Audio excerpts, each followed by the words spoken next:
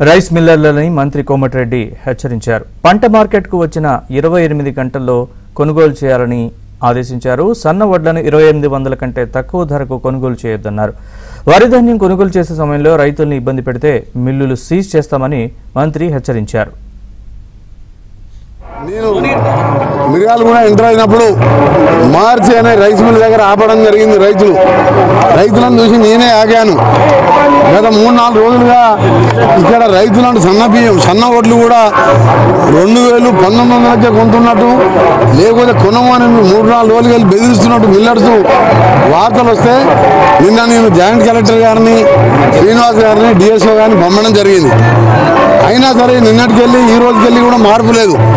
మన ఎమ్మెల్యే గారు పోతే ఒక రోజు 2600 ఉన్నారు. ఇప్పుడు నేను అక్కడ మిల్లు దగ్గర మాట్లాడి మిల్లర్స్తో రైతులతో గంట సేపు మాట్లాడినా, జాయింట్ కలెక్టర్ డిఎస్ఓ గారిని ఇప్పుడు రమ్మన్నాను. నేను కూడా అక్కడికి వెళ్తున్నా. ఒకటే మిల్లర్స్కు హెచ్చరిక చేస్తున్నాం. మీకు ఎంత ఈరోజు మీరు సన్న బియ్యం పండియాలంటే మీరు ఇచ్చే ధరకు పెట్టుబడి కాదు కదా, ఎకరానికి 20,000 నష్టం వస్తుంది.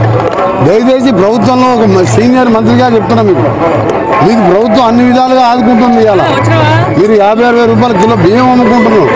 మీరు రైతులను ఈ విధంగా అన్యాయం చేయొద్దని, మీరు అన్యాయం చేసినట్టయితే తప్పకుండా ప్రభుత్వం చూసుకుంటూ ఊరుకోదు.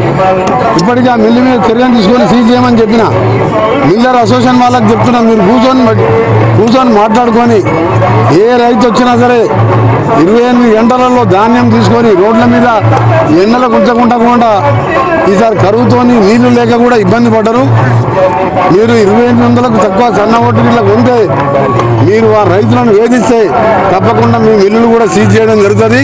ప్రభుత్వం దానికి వేరే ఆల్టర్నేట్ పద్ధతులు ఉండే అవసరం ఉంటే ప్రభుత్వమే కొనుగోలు చేస్తే తప్ప ప్రభుత్వం కన్ను మూసుకొని కూర్చోదు. ఇది రైతు ప్రభుత్వం ఇది.